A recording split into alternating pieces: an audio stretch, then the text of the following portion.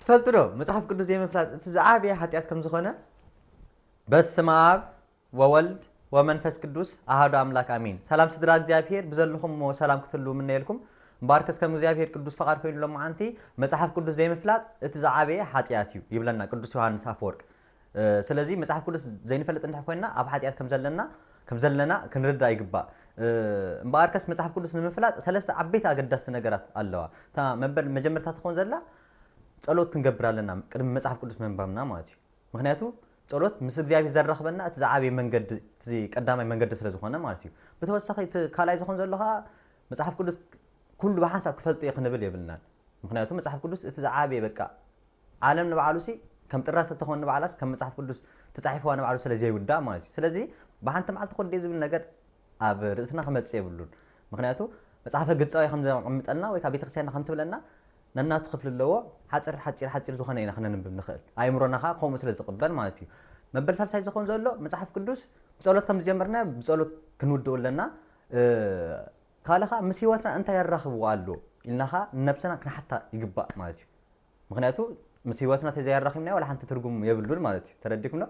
ሶ ለምሳሌ ሕጂ ኣነ ብዛዕባ ዘማዊት እንድሕር ዘንብብ ኮይነ ኣነኻ ዘማዊ እንድሕር ኮይነ ኣብ ወንጌል ዮሐንስ ምዕራፍ 8 ቁጥሪ 1 ስጋ ፍጻሜ ከም ይብል ካው ዝኾነ 1 3 4 ጥቅስታት ክወስድ ይኽእል ለምሳሌ ንዓይ ዝጠቅመኒ ዘማዊ እንድሕር ኮይነ ብሕጊ ሙሴ ዝሙት ከም ዘይፍቀድ ካለ ከዓ ካልኦት ሰባት ወይ ካቶም ኣብ ዓቢ ወይ ካ ንእግዚአብሔር ዝፈልጥዎ ሰባት መጽኦም ንዓይ ከም ዝኸሱኒ ካለኻ እግዚአብሔር ሓጢአት ይቅራ ከም ዝበለለይ መብር ሳልሳይ ራብዓይ ዝኾን ዘለኻ ዳጊምካ ይትበድል ኪድ ከም ዝበላና ሳምራዊት ወይ ካ ዳጊምካ ይትበድል ከም ዝበላ እሱ ኣነኻ ኣሃ እግዚአብሔር ኢየሱስ ክርስቶስ ወይ ካ እግዚአብሔር ንዓይ ንኸይብድል ዳጊም ይምሕረንሎ ካልኣይ ዕድል ይበንሎ ዝብል ኣብ ኣእምሮና ወይ ካ ኣብ ልብና ረቂቕ ዝኾነ ሓሳብ ይስኣለልና ማለት እዩ ግድን ክኾን ስለ ዘለዎ ካለኻ መጽሐፍ ቅዱስ ክንርዳ ከለና ከም ዶክተር ግና ንሰዶ ምክንያቱ